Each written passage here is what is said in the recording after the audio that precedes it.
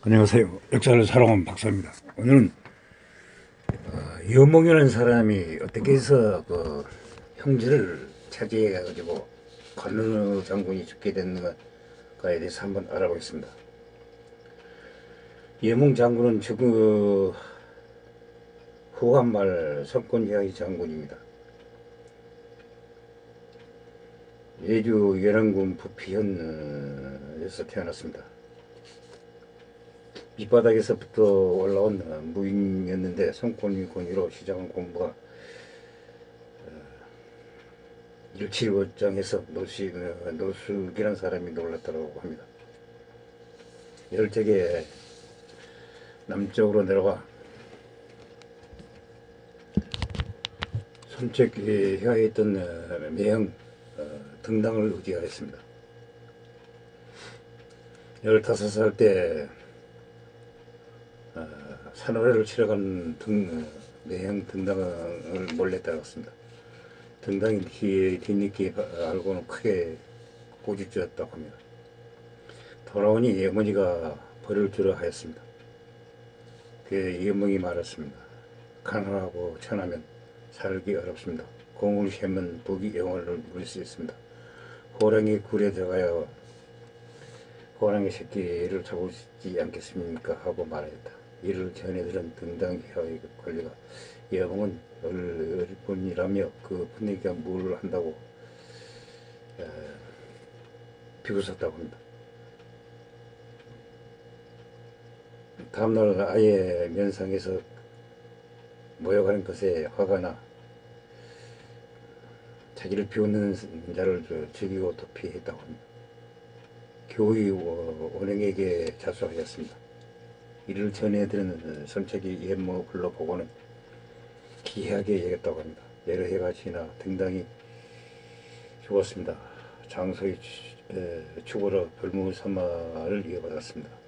200년 건한 5년 선책의 뒤를 이은 성권이 군대를 통폐하려 하였습니다. 예몽은 넌지시 외상을 그 병사들에게 기농색 옷을 입혔습니다. 사야하는 날 화려하면서도 질서정연하게 움직이는 성권이 매우 기뻐하였다고 합니다. 병사는 늘려주었습니다. 이후 단양 토벌에 종원하여 공을 세우고 평북토위가 광덕 현장을 개방했습니다. 장강을 거슬러 208년 강화태수 황조를 정벌할 때도 참전하였습니다. 진취적이고 승우를 이끌고 맞서오자 선대에서 돌격하여 직접 배웠다고 합니다. 이에 성권이 승세를 타고 진격하여 섬진은 성을 점령하였습니다. 성권이 이 승리는 진치를 먼저 잡은 덕분이라며 행야 중량장과 천만전을 줬다고 합니다. 지휘와 정보를 따라 오름에서 소조를 격파했습니다. 조행이 있는 난관을 포기하였습니다. 주의가 앞서 감령으로 하여금 이령을 정거하게 하자 조인도 병력 일부를 띄어 감령을 공격하였습니다. 감령의 공군을 청하였습니다. 장수들은 병력을 나누기는 부족하다며 난색을 하였습니다. 이와 달리 영업은 통일하고 능히 시비를 버틸 수 있다. 그 사이에 우리가 감령을 고락하면 된다. 따로 300명을 나무를 잘라 대로까지 막아놓으면 적들을 폐조할 때 말을 걸릴 수밖에 없어 그 만들마자 너에게 가능하다고 하였다. 지휘가 이를 채택하였다. 이링에 다다른 날 바로 고전하여 절반 예상을 주겠다. 적들은 밤을 타고 달아났다. 지휘군은 내버린 말을 300피를 챙겨 돌아왔다.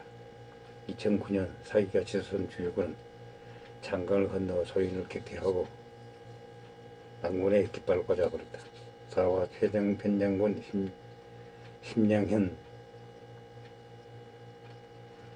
지금의 후비성 황미현을 개마했다. 210년 지우가 죽었다. 그 뒤를 이은 노숙이 육구로 가던 길에 혹제가 말하였다. 영웅의 공명이 난단이 높아져 예전같이 이래서는 안 된다고 말하였다. 한참 술로 달리는데 문득 영웅이 금께서 중율마다 관와 제바하는데 미연이 사태를 방비할 어떤 계책을 세웠습니까? 하고 물었다. 노숙이 항목에 그때그때 적절히 대응할 것이라고 말했다. 지금 이비와 동호가 1시 반이라 하더라도 관은 실로 공과 호랑이 같은 자입니다. 미리 대비하지 않으면 안 됩니다. 노숙이 자리에서 일어나 연목이 등을 두드리며 경의 재락이 이 정도까지 오는지 몰랐어 라고 말했다. 연몽의 어머니에게도 절하며 연몽과 친구가 됐다고 한다. 이전에 손권은 연몽과 장금의 요직을 담당할 만큼 학문도 닿기를 바랐었다. 연몽은 소시적의 경쟁을 익히지 않아 매년 글보다 말로 대신하던 듯하였다. 손권이 권위로 홍계의 마음을 고쳐먹고 학업에 정진하였다. 그 경지가 예대 학자들을 뛰어넘었다. 노숙이 여망에 단지 무용만 있는 줄 알았다. 이제야 보니 참으로 박학다시가오. 이정이 그 동호의 아몽이 아니라고 하였다. 선비란 사흘만 떨어져도 눈을 비비며 다시 대해야 합니다라고 연몽이 말했다. 여기서 학식이나 업적이 크게 진보한 것을 뜻하는 갈목 상대와 진보가 없는 사람을 의미하는 오하이 이몽이란 성어 말이 생겼다. 사기 지금은 안우이생 전사현 일대에 머물며 수테라 변경을 침입하였다. 말로는 안 되길래 틈을 들어줘 죽출하였다. 그 부하 선자제 성호 등은 노역자들을 데리고 퇴항하였다. 210년 조조가 남아한다는 소식에 성권에게 예력직을 건축하고 유수구를 방어할 유수호도 건축하였다. 장수들이 물에 올라 적을 습격하고 잽싸게 앞으로 돌아오면 그만인데 오가 무슨 소용이냐고 의문을 제기했다. 이에 싸움이라 날카로운 때가 있으면 묻을 때도 있듯이 항상 잃을 수 없는 법이다. 만에 하나 물로 돌아올 겨를도 없이 적들이 보병과 기병이 닥쳐온다면 어떻게 배에 오를 수 있겠는가 하고 답하였다. 213년 소련은 어떻게 해보지 못하고 퇴각하였다. 213년 조지시하의 여강태수 주공이 환을 중심으로 대규모의 노를 격언하고 창강이랑의 파양책들과 통하였다. 환의 터지는 경지이기 때문에 한 번 수확할 때마다 그만큼 병력도 많이 지장할 수 있었다. 그대로 몇 년이 지나면 매우 강력해질 것이라고 생각하였다. 영웅은 이를 적에 제거해야 한다고 주장하였다. 성권도 이를 받아들여 장수들과 작전을 수립하였다. 토산을 쌓고 공성병교 동원하자는 누군가의 제안에 그런 시간이 너무 오래 소요되어 환상은 방비가 강화되고 적의 원권도 오는 데다가 물맞아 말라버리면 한 명은 그냥 돌아가기도 어렵다며 반대하였다. 오히려 아직 수비가 견고하지 않은데 정권이 사방에서 말아치면 금방 무너뜨리고 물길로 귀환 가능하다고 주장하였다. 덧붙여 감정은 승성덕으로 추천하며 선봉에 세우고자 하였다. 성권이 그대로 실행하였다고 한다. 새벽을 기해 정공세를 펼쳐 연명의 선수를 부구치며 독려하였다. 사저율도 분전하여 이 무렵 성을 중공하였다고 한다. 합백의 장로는 이제 현세계에 되돌아갈 수밖에 없었다. 이 공으로 여강태수와 맞는 상을 받고 다시 심장을 왔다. 이후 많은 장수들이 어찌하지 못하던 유령의 도적들도 진압하여 수개만 배우 나와지는 석방하였다. 그동안 유배는 유장을 굴복시켜 입주를 차지하였다. 그러나 행주를 내주지 않았다고 한다. 215년 봉기한 성권이 연몽에게 성우단 서청 송구와 2만 명을 붙여 주고 장사, 영릉, 계양 세군을 취하게 했다. 노석은 1만 명을 이끌고 파하고 성권 영도로 나갔다. 장사와 계양의 현몽의 편지에 바로 항복하으나 영릉태수 합범하는 항전태세를 갖췄다. 그 시각 유비도 5만 명을 동원하여 공항으로 진군하고 관우는 세군을 항해에 남하고 있었다. 성군은 노숙을 의왕으로 보내 관우를 저지하고 여몽에게도 영릉을 포기하고 급히 노숙과 합류하라는 명령을 내렸다. 여몽은 해군하기 전에 영현에서 데려왔던 합보 친구 등현지를 이용해 합보에게 낚시를 해보기로 마음먹었다. 그날 밤 북상하라는 명령으로 숨긴 채 영릉 공성전에 대한 작전 회의를 하며 등현지에게 거짓말을 하였다. 합보는 충돌을 행하고 싶었지만 지금은 때가 좋지 않다. 여기는 한중에서 하와인에게 포위당했고 관우는 남군에서 우리 조군과 싸우고 있다. 영현을 구하려던 움직임 송구에게 박살을 났다. 저들 쫓아 국도를 위태운데 영릉을 신경 쓸 여력이 있겠습니까? 우리 군 정예인데다가 사기도 높고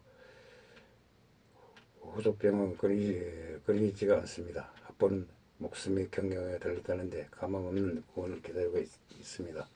만약 합보가 영릉의 사람들을 시당기시켜 고림무원의 성을 지켜낼 수 있다면 그래도 됩니다. 그러나 제가 보건대 금시에 무너질 것이라고 그러면 자신은 물론 그 노모까지 죽을 테니 어찌 예사같지 않겠습니까? 이게 다 위부 사정을 못 들었기 때문입니다. 공께서 그를 만나 잘 설명해 주셨으면 합니다. 과연 합보는 낚시에 걸려들어서 문을 열고 등이 현지를 따라 놓아 항복하였다. 영웅이 그 손을 잡아 환영하고는 실제 명령서를 보여주며 박장대소 하였다. 합보는 속았다는 부끄러움에 땅속으로 숨고 싶었다. 후속 조치를 취하고 곧바로 나가 이경으로 올라갔다. 이경에서 대치는 저조가 한중으로 내려오면서 종료됐다. 입주를 잃을까 염려한 유비가 성권에게 하의를 청하였다. 결국 장사군과 영릉군의 중앙을 흐르는 상수를 경계했고 동쪽은 성권이 서쪽은 유비가 영유하기로 하고 했다. 여몽은 심양현과 양신현을 봉으로 받았다. 성권이 합비로 쳐들어갔다가 철수하는 것을 여몽은 수행하였다. 여태 최후미에 남아있던 성권에게 엄승해온 장류를 능통 감령능과 함께 필사적으로 막았다.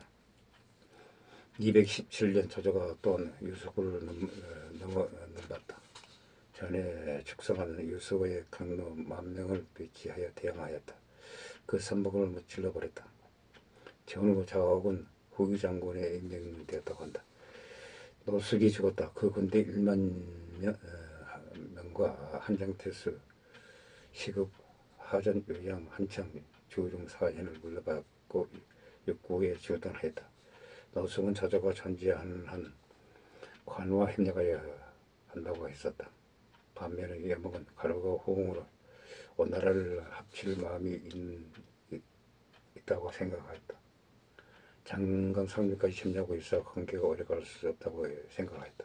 은밀히 계책을 올리기를 장로 장군 성교가 난고를 반장의 백제성을 여몽이 양양을 틀어지고 장함이 일급병만만으로 장을 순행하며 상황에 따라 대처한다면 저조가 무슨 걱정이고 관우가 무슨 필요가 있겠습니까? 게다가 관우는 자꾸 말을 바꿔 마음 놓고 믿을 수가 없다고 하였다. 지금 동하지 않으면 하루아침에 일이 틀어질 수 있다고 하였다. 서우지에 대해서는 일단 공격을 할 수 있겠지만 뻥 뚫린 용도로 기병들이 내달린더라 7,8만 명을 쏟아부어 고소해도 근심만 될 뿐이라고 생각하였다. 성권도의 행주를 확보하기로 결심하였다. 겉으로는 관우와 우호 관계를 더욱 하였다고. 219년 그는 24년 관우가 공안과 강릉 지금 허비성 징저국에 병정을 남겨두고 묘의 본성으로 북진하였다. 여몽이 관우가 본성을 공격하면서도 수비병을 많이 남겨둔 것은 제가 그 뒤를 덮칠까 오래했기 때문입니다. 저는 항상 병에 시달림으로 그 요양을 핑계삼아 건업으로 교환한다면 관우도 수비병을 거둬 몽땅 양양에 퇴보할 것입니다. 그때 우리가 밤낮으로 달려가 텅빈 남궁과 관우까지 선에 넣을 수 있다고 상소하였다. 이도간 첫 경기를 하였다고 한다. 성까지 여목을 중앙으로 소환하고 원래 형주를 칠개국을 모색하였다. 과연 관우가 안심하고 변성의 총력을 길렀다. 더욱이 경기에서 우금든 포로 3만 명의 식량이 부족하다며 성권이 소유한 상관사를 언달하였다. 여몽이 이를 빌며 즉시 출격하였다. 그동안 명분이 없어서 관우를 직접 공략하지 못했던 여몽이었다. 관우의 나락질로 인해 여몽은 관우를 공략할 명분이 생겼다. 심양에서 상선으로 유장한 배에 정예병들을 태워 쉬지 않고 재빠르게 나아가 강변에 관우가 차병들을 포박해 버렸다. 이 과정에서 관우가 다시 노략질을 하기 위해 설치한 건축소를 모두 철거해버렸다. 공안은 사인 강릉의 미봉도 항복하였다. 미봉은 진작에 성공과 내통하고 있었다고 한다. 관우는 남군이 순식간에 넘어가는 것을 알지 못했다. 관우군의 기속들을 예로서 대하고 군기를 확립하여 인가에 해를 끼치지 않았다. 연안군 출신 보가 사건 하나를 취했는데 고향 사람이라고 가져올 수 없다며 목을 자르면서 눈물을 흘렸다고 한다. 군사들은 기회 떨어진 것을 짚지 않았다고 한다. 아침 저녁으로 의원들에게 부정한 것은 없는지 이면하고 병자에게는 의약품을 주고 배고픈 자에게는 옷과 양식을 줬다. 뒤늦게 관우가 내려오면서 숫자 탐방을 하였다. 관우의 장병들은 갑자기 무탈함을 넘어 평시보다 되고 좋다는 소식에 투지가 없어져 버렸다. 성권도 강릉에 이르렀으며 육선은 의도군을 접수하였다. 사만척에 빠진 관우는 맥상을 버리고 10여 기만을 걸린 채 탈출을 하였다. 주연과 반장이 티를 끊어버렸다. 마침내 관우와 권평부자는 임정현 장양에서 반장의 사마총에게 포획됐다.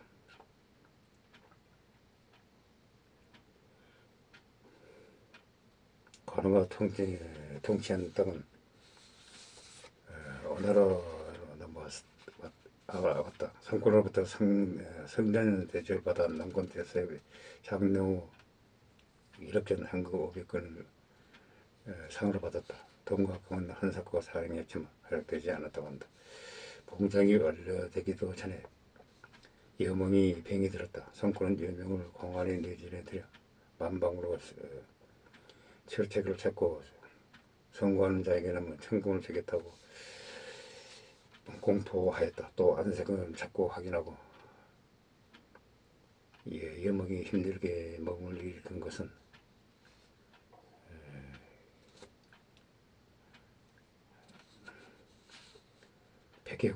벽에 구멍을 뚫어 살펴보았다고 한다. 조금이라도 음식을 들면 기뻐서 웃으며 그렇지 못하면 한숨을 쉬고 잠을 이루지 못했다고 한다. 차도가 있어 삼면역을 내기도 하였다. 이내 유중에서 향년 40여로 여몽이 죽었다. 도사들이 별 아래에서 드린 기도는 아무 소용이 없었다. 양양은 여전히 조직의 수중에 있었다. 성권은 항상 찬탄하기를 여몽과 장검처럼 나이를 먹고도 수양을 잘해 발달하는 것은 아마 그 누구도 따라가지 못할 것이다.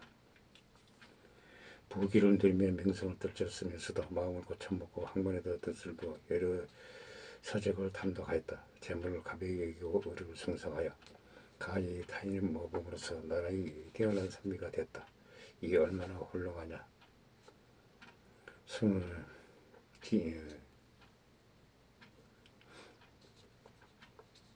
삼국지 정사를 쓴 진수는 여몽이 영맹하면서도 지략에 능하였다. 무장으로서 여몽만한 인물은 없었다고 기록하였다. 패잡론에서는 성권이 여몽 다음으로 인정했다고 말해. 성권이 여몽을 주구 다음으로 인정했다고 말했다. 영왕에게는 지략과 영웅술이 있었다고 평하고 있다. 이상 거한우 장군을 때려잡은 오늘의 여몽 장군에 대해서 한번 알아봤습니다. 동시에 부족합니다. 양해 부탁드립니다. 감사합니다.